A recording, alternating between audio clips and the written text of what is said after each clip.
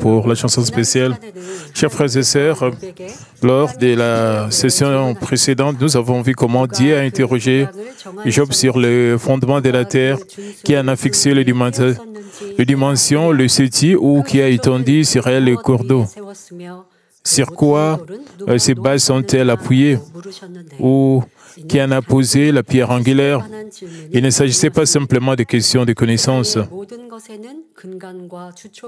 Dieu a rappelé à Job que tout dans le monde a un fondement et une pierre angulaire. Il voulait que Job se demande sur quoi ai-je osé juger et défier le Créateur. Les êtres humains ne comprennent même pas pleinement les fondements de la terre ni les lois de la nature qui sont visibles. Comment alors pouvons-nous comprendre le pensée et la volonté de Dieu qui est invisible? Lorsque nous reconnaissons la grandeur et l'immensité de notre Créateur, nous ne pouvons que reconnaître nos limites et notre insignifiance et nous sentir humbles. De plus, en comprenant la profonde bonté et l'amour de Dieu, nous pouvons éviter de faire le mal, de le mal comprendre et faire confiance à sa volonté et à sa providence. Les questions que Dieu a posées à Job sont celles que Dieu nous pose à tous aujourd'hui. C'est pourquoi j'ai pris au nom du Seigneur qu'à travers les paroles et les questions de Dieu à Job, que vous puissiez vous découvrir et acquérir une compréhension plus profonde du grand amour de Dieu le Créateur. Dans le passage d'aujourd'hui, Dieu a demandé dans Job 38:8 qui a fermé la mer avec de portes quand elle s'élança du sein maternel. Ce verset compare au sens figuré la terre dans le sein de Dieu au ventre d'une femme et à sa conception. Dans le vaste sein de Dieu se trouve un espace. Si nous comparons cet espace au ventre d'une mère, tout comme un bébé conçu dans le ventre maternel, la terre se trouve dans cet espace. Lorsque Dieu créa la terre, il n'acheva pas son œuvre en un instant, parce qu'elle devait être un lieu où ses enfants bien-aimés et véritables naîtraient. Il prépara soigneusement les fondations du ciel et de la terre au fil du temps. Puis, et tout comme un fœtus est protégé par le liquide amniotique, Dieu submergea la terre dans l'eau de la vie, la préparant ainsi à devenir un lieu où tous les êtres vivants pourraient habiter. À cette époque-là, la terre n'était pas seulement légèrement recouverte d'eau, mais entièrement submergée, les eaux s'élevant plus haut que les plus hautes montagnes. Genèse 1:9 déclare, Dieu dit, que les eaux qui sont au-dessous du ciel se rassemblent en un seul lieu et que le sec paraisse et que cela fit ainsi. De la même manière, 2 Pierre 3:5 déclare, ils veulent ignorer en effet que les cieux existèrent autrefois par la parole de Dieu, de même qu'une terre tirée de l'eau est formée au moyen de l'eau. Ce verset indique que la terre était à l'origine submergée par l'eau avant d'être révélée. Pourquoi alors Dieu a-t-il recouvert la terre d'eau vive, tout comme le liquide amniotique entoure un fœtus? C'était pour créer un environnement où tous les êtres vivants, y compris les humains, seraient créés et prospéraient. Notre Dieu d'amour a déversé l'eau de vie de son trône sur la terre, créant ainsi l'environnement essentiel à l'épanouissement des êtres vivants. L'eau de la vie, cette eau commence à partir du trône de Dieu et parcourt tous les ciels jusqu'au paradis, premier royaume du ciel, deuxième royaume, troisième royaume, et retourne encore à l'origine, à la Nouvelle Jérusalem. Et cette eau continue de couler. Et quand Dieu a créé la terre,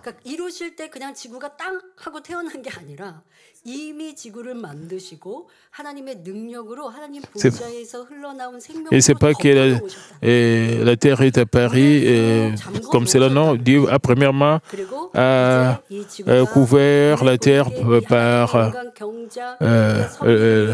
l'eau, c'est-à-dire la terre a été à l'origine submergée par l'eau. Et après, la terre a été révélée. L'eau de la vie, c'est pas seulement de l'eau, c'est pas seulement de l'eau. L'eau de la vie vient du trône de Dieu et cette eau contient la puissance de Dieu. Et Dieu avait submergé la terre par l'eau. C'est très mystérieux. Et quand il y a une semence, on donne de l'eau et cela va croître, il y aura une pousse, il y aura la germination et ça va devenir un arbre, il y aura des fruits. Et une telle providence de la nature, une providence de la création, c'est l'environnement où nous devons vivre pour que cela soit possible et pour que cela puisse réaliser. Et Dieu a submergé la terre par l'eau douce de l'amour. C'est la sagesse mystérieuse de Dieu. C'est aussi un signe de l'amour de Dieu.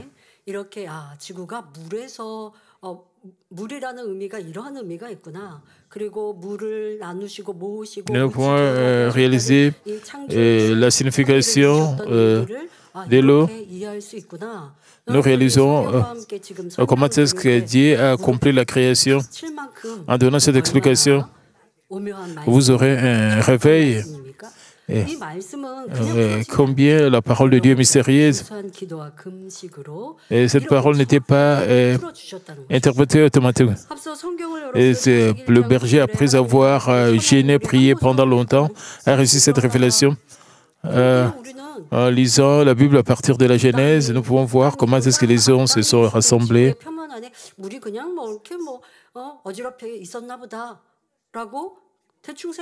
Les gens ne peuvent pas prendre cela sérieusement. La terre a été révélée. Nous allons dans des explications très profondes dans la providence de Dieu. Les gens pourraient ne pas comprendre que c'est que avec cette explication, nous savons comment est-ce que cela est arrivé. Et comment cela est arrivé dans le monde spirituel. Nous avons un réveil à travers plusieurs programmes de jeûne et prière du berger. Le berger a réussi toutes ces révélations et nous apprenons tout cela. Combien nous devons être reconnaissants devant Dieu. Avant la création de la terre, avant la création, la terre était submergée par l'eau. À cette époque, la terre entièrement recouverte de cette eau de la vie ressemblait à un fœtus attendant sa naissance, flottant dans le liquide amniotique de sa mère. Le liquide amniotique régule la température du fœtus et le protège des chocs extérieurs et des infections. Baigné dans le liquide amniotique, le fœtus est nourri par le cordon ombilical et se développe progressivement jusqu'à devenir un être humain complet. Et quand une femme enceinte n'a pas de liquide amniotique, cela va causer un problème pour la croissance de son bébé. Il y a des problèmes qui sont liés au liquide amniotique. Quand maman qui avait des problèmes avec leur liquide amniotique ont reçu la prière du berger. Ce liquide amniotique sert pour la protection du bébé. De la même manière, Dieu a submergé la terre par l'eau de la vie. Juste comme le fœtus reste paisiblement dans le ventre de sa mère et quand au temps marqué et fixé, l'enfant pénètre. Dieu a préparé l'environnement où plusieurs personnes, plusieurs êtres vivants peuvent vivre. Et à l'époque de la création, Dieu donner l'eau de la vie.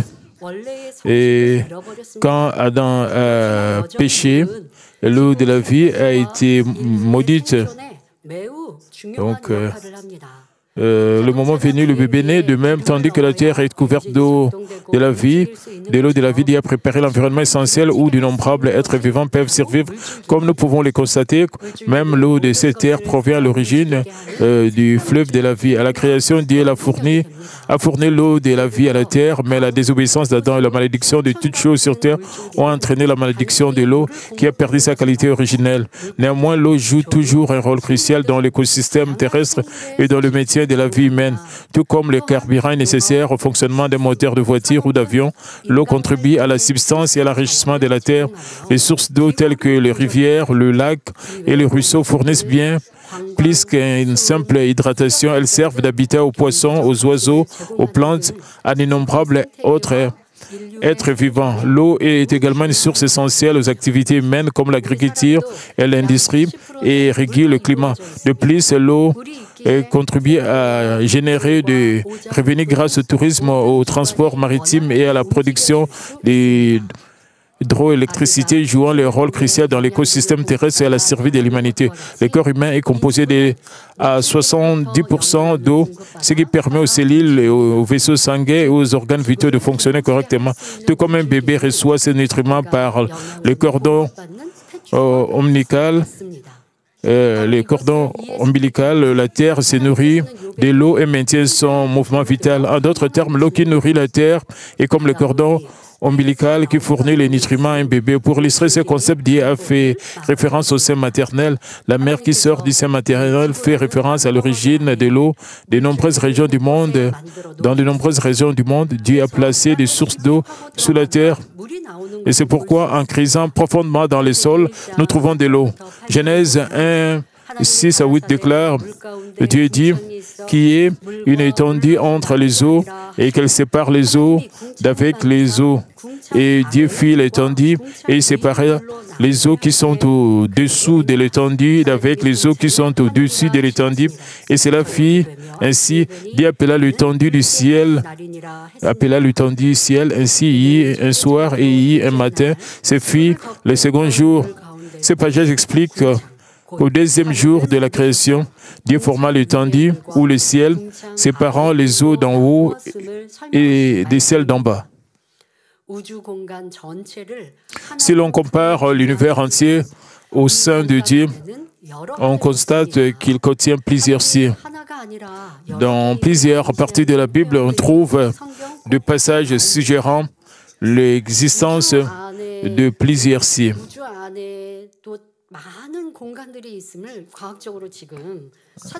Dans l'univers, il y a plusieurs espaces. Les scientifiques essaient de trouver beaucoup de choses.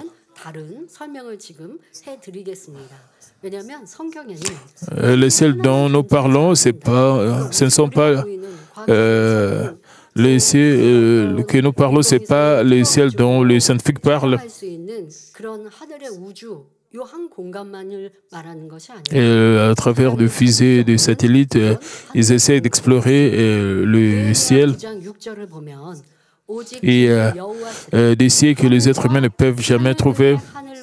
Néhémie 9:6 déclare, c'est toi, Éternel, toi seul, qui as fait les cieux des cieux, et toute leur armée, la terre et tout ce qui y est sur elle, le mer et tout ce qu'elle renferme.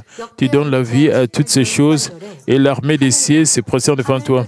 De même, des Chroniques 6:18 dit, mais quoi? Dieu habiterait-il véritablement avec l'homme sur la terre? Voici les cieux des cieux ne peuvent te contenir, combien moins cette maison que je bâtis. Ces passages mentionnent des mots comme ciel ou ciel le plus élevé. On peut en déduire qu'il existe au moins 4 différents cieux. Dans 2 Corinthiens 12:2, l'apôtre Paul mentionne avoir été enlevé au 3e ciel parmi les multiples ciels. Le premier ciel désigne la terre où nous vivons, tandis que le 2e ciel abrite le jardin d'Adam. Entre ces cieux, il y a de passage de porte, de passage de porte le relie. Lors du déluge de Noé, les eaux du deuxième ciel furent amenées ici sur terre. Genèse 7, 11 à 12 déclare l'an 600 de la vie de Noé, le second mois, le 17e jour du mois. En ce jour-là, toutes les sources du grand abîme jaillirent et les écluses des cieux s'ouvrirent. La pluie tomba sur la terre 40 jours et 40 nuits.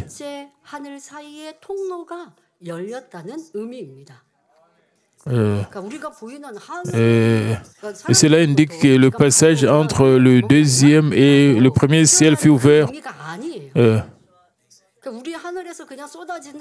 Quand il y a une forte pluie, les gens disent qu'il y a un trou au ciel. Et ce n'est pas aussi ce que les gens disent. Les portes du deuxième ciel furent ouvertes. Les eaux du deuxième ciel se déversèrent alors sur la terre. Lorsque Dieu exécuta son jugement par le déluge, les eaux sur terre ne suffisaient pas à recouvrir entièrement le monde. Dieu ouvrit donc le porte du ciel et libéra les eaux du deuxième ciel pour qu'elles se déversent sur la terre. Une telle signification profonde se retrouve dans la question de Dieu à Job, et qui dit qui a fermé la mer avec des portes quand elle se lança du sein maternel. J'ai juste expliqué, vous pouvez être surpris si vous écoutez cela pour la première fois, mais le membre de Manmin, vous avez entendu les enseignements sur la genèse du berger, vous avez entendu parler de cela à plusieurs reprises au sujet de l'œuvre de la création. C'est pour cela que vous pouvez comprendre ces concepts facilement. Vous savez même des choses spirituelles très profondes prêchées dans cette église. Et il y a encore des gens qui n'ont pas encore écouté les enseignements sur la Genèse. La parole de Dieu, il y a plusieurs significations spirituelles. Si vous ne connaissez pas tout cela,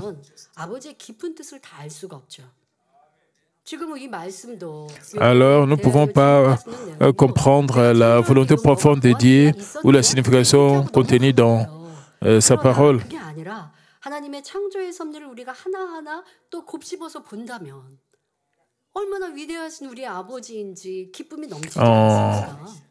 En réfléchissant sur la création de Dieu, nous sommes étonnés. Nous réalisons combien de manière délicate Dieu a créé le monde.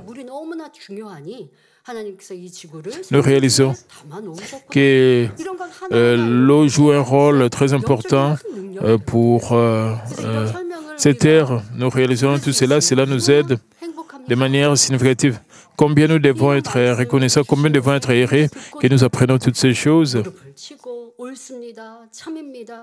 Chaque fois que nous écoutons cela, nous avons un réveil, nous nous sentons rafraîchis, nous sommes très reconnaissants et nous sommes remplis de gratitude et de joie. En préparant les enseignements sur Job, à chaque fois que je prépare le sermon, parfois je ris, parfois je souris. Spécialement quand Dieu s'est montré et Job était sans voix et pouvait pas parler. Et Job baissa sa tête et ne pouvait même pas parler devant Dieu. Et a réalisé combien il était ignorant. À travers la sagesse profonde de Dieu, il donnait un grand réveil à Job. Les touchés délicats de Dieu, la sagesse de Dieu, l'amour de Dieu. Parfois, j'ai ri quand je prépare les sermons sur Dieu. Combien devons être reconnaissants par le fait que nous écoutons de tels messages spirituels. C'est un message de Dieu envers nous.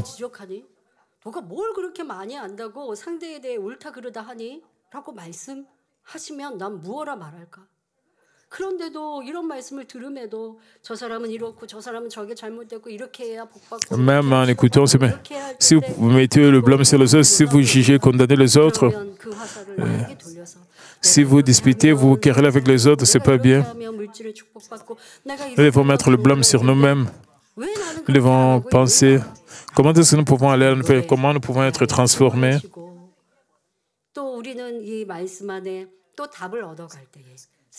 Dieu demandait à Job, et nous pouvons avoir des réponses. Je pense que vous aurez un tel réveil.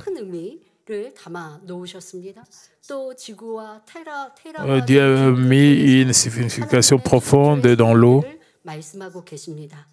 Et de manière figurée, Dieu a mentionné le sein maternel, le ventre de la femme.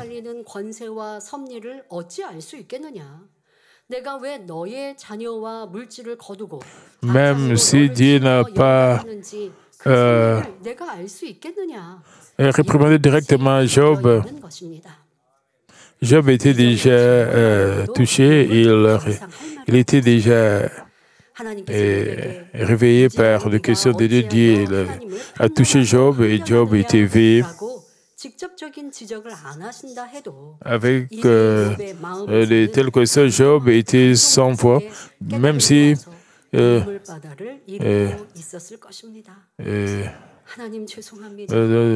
donc au même moment,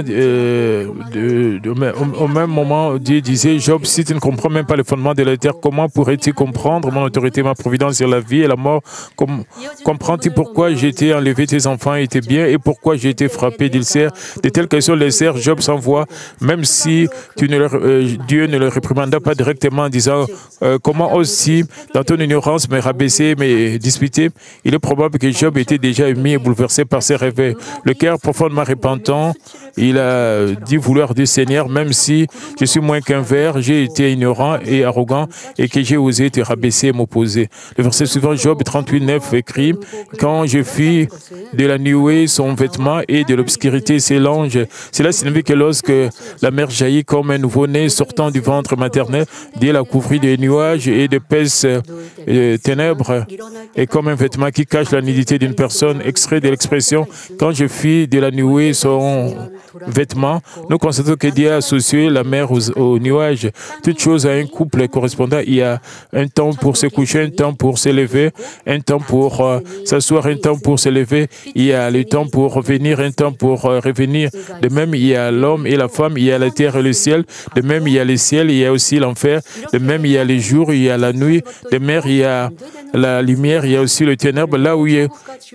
Là où la justice existe, il y a aussi l'injustice. Là où le bien existe, il y a aussi le mal. Et certaines paires sont similaires, tandis que d'autres sont totalement opposées. Par exemple, le ciel et l'enfer, le jour et la nuit, et la lumière et les ténèbres sont deux paires opposées. Quand nous avons quelqu'un qui ont des caractéristiques similaires, nous pouvons appeler cela aussi une paire. Prenons maintenant Saül, le premier roi d'Israël, et Judas Iscariote, l'un des 12 disciples de Jésus. À quoi était-il lié? Le roi Saül désobéit à Dieu à plusieurs reprises et par jalousie cherchait à tuer David qui lui avait accordé des faveurs. Judas Iscariote a trahi son maître Jésus pour 30 pièces d'argent. En s'opposant à Dieu et en poursuivant les gains égoïstes et la cupidité, ils ont connu une fin tragique. Cela s'explique par leur alliance avec l'ennemi diable, le ténèbre, l'injustice et le péché. Et aussi des pères qui ont des caractéristiques similaires. Ils ont des choses en commun.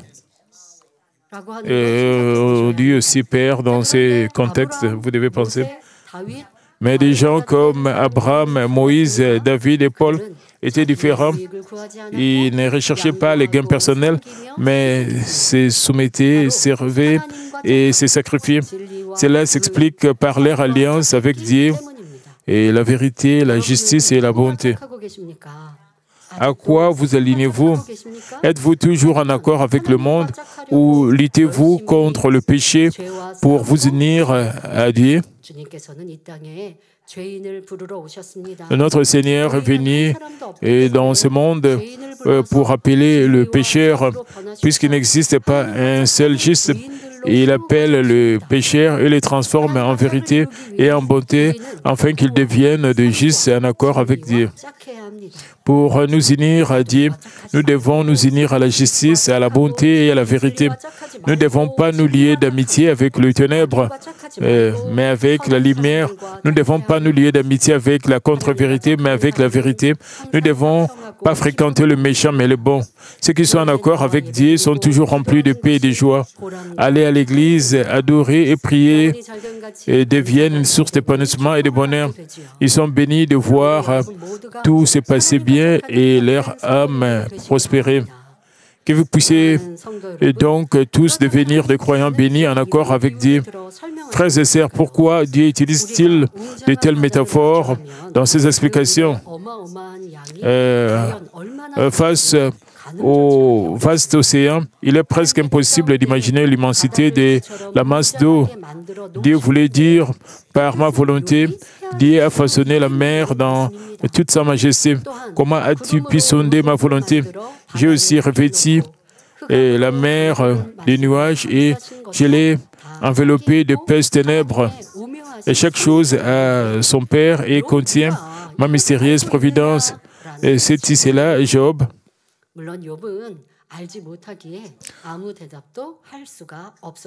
Pas étonnant que Job ne puisse donner aucune réponse puisqu'il ignorait. Continuons à examiner le parabole que Dieu a utilisé pour réveiller Job. Job 38:10 déclare « Quand je lui ai imposé ma loi et que je lui ai mis des barrières et des portes », le terme barrière désigne la limite ou la division d'un territoire. Ici, il désigne la barrière entre la mer et la terre. On peut aussi comparer la barrière à un contrat, tout comme nous rédigeons des contrats pour en fixer les termes et conditions. La barrière de Dieu représente les limites fixées par sa volonté et ses promesses. Par exemple, lors de l'achat d'un terrain ou d'une maison, nous signons un contrat. Ce contrat définit des règles et des conditions spécifiques, notamment le calendrier de paiement. De même, la Bible contient les alliances de Dieu ainsi que sa volonté et les limites qu'il a fixées pour l'humanité. Comprendre ces limites nous aide à vivre une vie bénie et victorieuse. Par exemple, en tant qu'enfants de Dieu, nous devons comprendre pourquoi les épreuves et les tribulations nous frappent.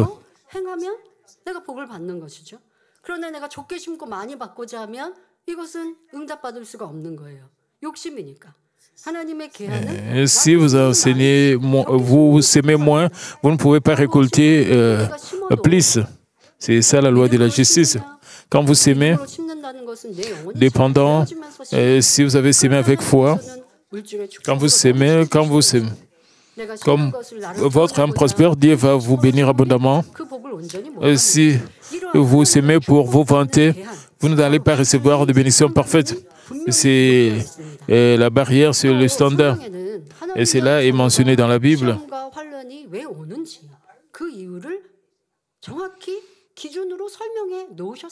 La Bible explique cela clairement. Une fois que nous en comparons les raisons, nous pouvons le surmonter et prendre des mesures pour les empêcher de se reproduire. Cependant, si nous ignorons les raisons, les épreuves et les tribulations ne feront que se répéter et nous risquons de nous retrouver dans des difficultés encore plus grandes et sans saisir la volonté de Dieu.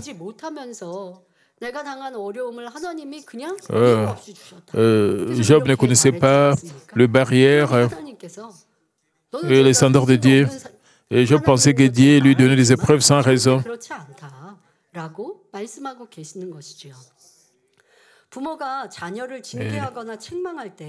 Dieu a très bien expliqué que Dieu ne peut jamais faire cela. Lorsque les parents disciplinent ou réprimandent leurs enfants, si ceux-ci ne comprennent pas pourquoi ils sont corrigés, ils ne réfléchiront pas sur eux-mêmes ni ne changeront de comportement. Au contraire, ils risquent de développer de l'animosité et de s'égarer sur un chemin pire. De même, les enfants de Dieu doivent comprendre pourquoi il permet les épreuves et les tribulations. Dieu a également établi les limites claires des normes dans la prière. Et Dieu a établi même des normes de la prière comme Jérémie 33:3 qui dit « Invoque-moi, je te répondrai, je t'annoncerai de grandes choses, des choses cachées que tu ne connais pas. » Quand nous écrions de la prière, mais si nous prions seulement à voix basse, non, nous devons élever notre voix et Dieu va vous faire connaître les choses. Ce sont les normes. Nous savons comment est-ce que nous pouvons plaire à Dieu dans la prière. Et Marc 11:24 nous dit, c'est pourquoi je vous dis, tout ce que vous demanderez en priant, croyez que vous l'avez reçu et vous le verrez s'accomplir. Quand nous prions, si nous doutons, est-ce que Dieu va me répondre? Est-ce que Dieu va m'exaucer? C'est très grand. Est-ce que je vais recevoir la réponse? Si vous pensez cela, est-ce que vous allez recevoir la réponse? Non, vous n'allez pas recevoir. Même si quelque chose semble très important avec la protection, avec l'intervention de Dieu, avec l'œuvre de Dieu, la chose peut devenir possible. Pour que Dieu puisse agir en notre faveur, nous devons nous assurer qu'il n'y a pas de mur de péché entre Dieu et nous. Et nous devons nous détourner du mal et nous devons faire des choses qui plaisent à Dieu et nous pouvons le faire quand nous détruisons le mur de péché et quand nous offrons un arôme agréable à Dieu par lequel nous devons vraiment croire. Dieu va nous donner la foi pour que nous puissions croire du fond de notre cœur.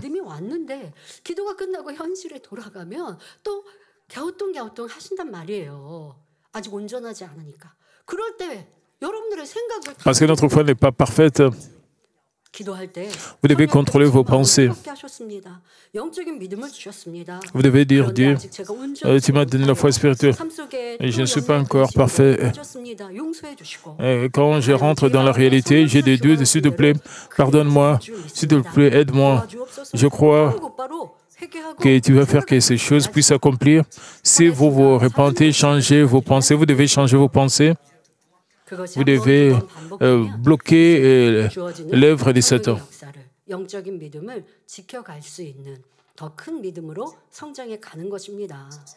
Et si vous faites de tels efforts à plusieurs reprises et que vous avez votre foi qui est grandie, et quand vous allez invoquer Dieu dans la prière, quand vous allez prier à haute voix, Dieu ne va jamais briser cette promesse et ne mentira pas. Ainsi, si nos prières ne sont pas exaucées, ce n'est pas parce que la promesse de Dieu est fausse, mais plutôt à cause de nos propres faiblesses ou d'une mauvaise compréhension des limites divines. Même si Dieu a fait ses promesses, si nous ne comprenons pas ses limites, nous ne pouvons pas recevoir la solution à nos problèmes. Certaines personnes disent Père, Dieu, tu m'as demandé de prier, mais pourquoi j'ai demandé pourquoi tu ne m'exauces pas? Nous ne pouvons pas discuter avec Dieu parce qu'il y a des pères dans la parole de Dieu, dans des correspondants de la parole de Dieu. Après avoir prié, vous devez montrer, vous devez vivre sur la parole de Dieu, vous devez montrer des actes. Vous devez rendre votre âme prospère. Alors vous allez recevoir des bénédictions abondantes. Quand vous demandez, vous s'aimez, Dieu va toujours garder ses promesses. Le jugement du déluge à l'époque de Noé s'est également déroulé dans les limites fixées par Dieu. Alors que le péché, le mal se répandait dans le monde, Dieu envoya de fortes pluies pendant 40 jours. Et il y a des limites, des barrières que Dieu a établi si nous dépassons ces limites. C'est la même chose pour la culture humaine. Et à la fin, pour toute chose, pour la culture humaine. Et après cela, il y a la grande tribulation de 7 ans, il y a aussi le banquet de 7 ans. Les autres vont souffrir ici sur terre avec des grandes, avec des grands désastres. Après cela, il y aura le jugement. Alors les gens vont aller soit au ciel, soit en enfer. Après le grand jugement, le jugement dernier. Même si Dieu nous donne des chances, il donne des chances, il y a des limites établies par Dieu, fixées par Dieu. C'était la même chose à l'époque de Noé. Dieu a averti qu'il y aura des jugements et Dieu a ordonné à Noé de construire l'arche. Et Noé a proclamé qu'il y aura les jugements. Les gens ont refusé et c'est que Noé disait.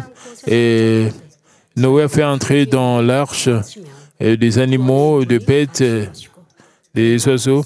Après le temps fixé par Dieu, la porte était fermée. Alors la porte du salut était fermée. Il y avait une forte pluie. Alors tous les êtres humains, même les animaux qui sont restés, sont morts. À cette époque, à l'exception de Noé et de 7 membres de sa famille qui étaient à bord de l'arche, tous les habitants de la terre furent ensevelis sous les eaux. Et tout ce qui était sur la terre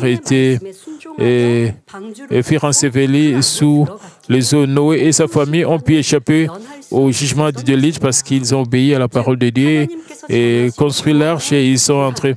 Cela est dit au fait qu'ils sont restés strictement dans les limites ou les normes fixées par Dieu. Après le déluge, Dieu a montré l'arc-en-ciel comme une promesse qui ne jugerait plus jamais le monde par l'eau. Et cette alliance représente également les limites établies par Dieu. Ces limites nous fournissent des normes et une orientation claire. Dieu a précisément tracé la voie du salut et les normes du pardon dans la Bible. Tout comme ceux qui n'entrèrent pas dans l'arche de Noé furent jugés périr. Quiconque s'écarte du chemin du salut établi par Dieu ne peut échapper au châtiment de la mort éternelle. Par conséquent, nous devons garder à l'esprit les limites divines consignées dans la Bible et les appliquer dans nos vies. Ce faisant, nous pouvons résoudre tous nos problèmes, recevoir les réponses de Dieu et le glorifier. Le verset mentionne ensuite un éclair. Ainsi, Dieu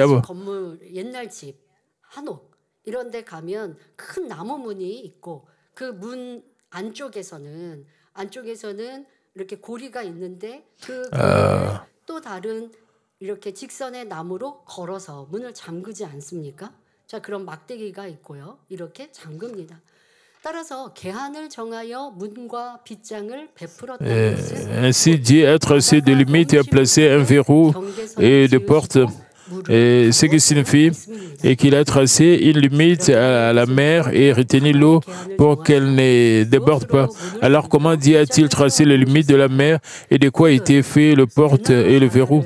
Frères et sœurs, imaginez le vaste océan. La mer obéit aux limites établies par Dieu, atteignant seulement un certain point et ne le dépassant pas. Bien que le marais monte et descende quotidiennement à des hauteurs différentes, elle ne dépasse pas les limites fixées par Dieu. Ce qui régule les limites de la mer et joue le rôle de porte et de verrou, c'est la lune dans le ciel. La traction gravitationnelle de la Lune déplace les eaux de la mer et les maintient à l'intérieur de ses limites en contrôlant le marais. Dieu a placé la Lune dans la bonne position, lui permettant de remplir ses rôles. Si la Lune était positionnée plus bas ou plus haut qu'elle ne l'est actuellement, les limites de la mer s'effondraient, entraînant une submersion de terre ou des changements environnementaux importants sur Terre. De plus, la Lune régule le marais pour empêcher l'eau de mer de devenir stagnante. Elle influence également la température, l'humidité, l'évaporation, la formation des nuages et le cycle des précipitations. Ce phénomène est similaire à la façon dont un bébé dans le ventre maternel reçoit la vie par le cordon ombilical. Les eaux terrestres et leur cycle fonctionnent comme un cordon ombilical, soutenant toute vie et témoignant de l'ordre harmonieux établi par Dieu. Dieu a conçu le monde de manière complexe afin que la vie puisse être maintenue à travers la lune, le nuage, la mer et les sources d'eau. Ce n'est pas une coïncidence, mais une partie du plan divin révélant que la Terre a été créée comme le seul environnement où la vie peut survivre. Au sens spirituel, un verrou est aussi une promesse divine. La Bible contient des promesses divines telles que si tu fais ceci, je t'exaucerai, si tu fais cela, je réglerai ta situation.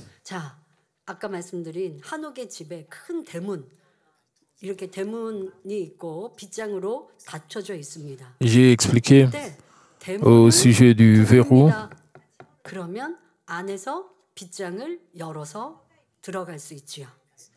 Et quand on frappe à la porte, on doit d'abord enlever le verrou pour que quelqu'un puisse entrer. Lorsqu'on frappe à la porte, le verrou doit être retiré pour que nous puissions entrer, comme Matthieu 7,7 dit, demandez et l'on vous donnera, cherchez et vous trouverez, frappez et l'on vous ouvrira. Si nous accrochons toujours aux promesses de Dieu et frappons à la porte, Dieu l'ouvrira et nous permettra d'entrer. Une fois à l'intérieur, nous trouverons la solution à tout le problème, la porte pour le salut, la porte pour les réponses.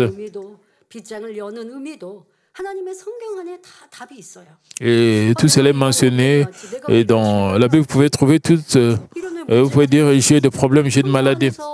Pourquoi j'ai ces problèmes? Vous pouvez trouver toutes les réponses dans la Bible. Et vous pouvez résoudre tous ces problèmes selon la Bible.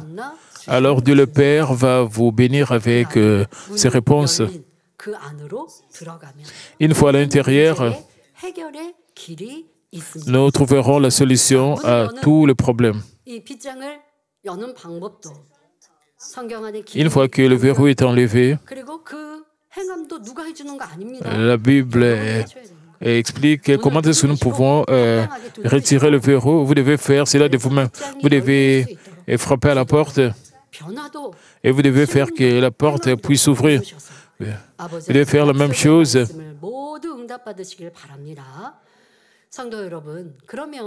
Frères et sœurs, que voulez donc que Dieu fasse comprendre à Job en lui faisant prendre conscience qu'il avait fixé des limites à la mer pour qu'elle ne déborde pas? La réponse est la suivante. Dieu a même fixé des limites aux eaux de la mer et combien plus encore à la vie, à la mort, aux bénédictions, aux malédictions des hommes et créés à l'image de Dieu. Cela signifie que les épreuves de Job ont été justifiées et conformes aux lois établies par Dieu. Ainsi, Job éprouva une profonde honte d'avoir regretté de ne pas être né et d'avoir blâmé Dieu pour tout. Quand Dieu a entendu les paroles de Job,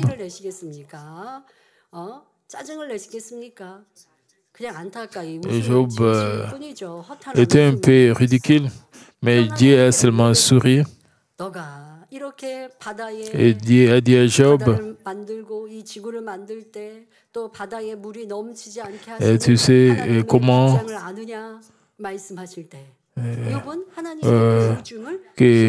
comment est-ce que l'eau de la terre a été couverte par l'eau de la vie? Est-ce que tu connais toutes ces choses? Alors, Job a réalisé la grandeur de Dieu et il a commencé à se repentir.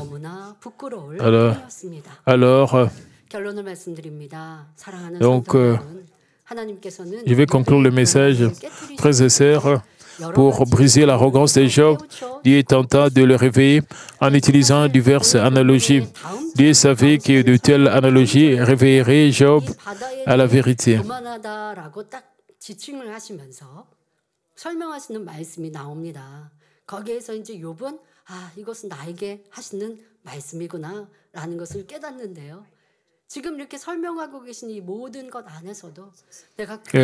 Dieu expliquait tout ceci à Job.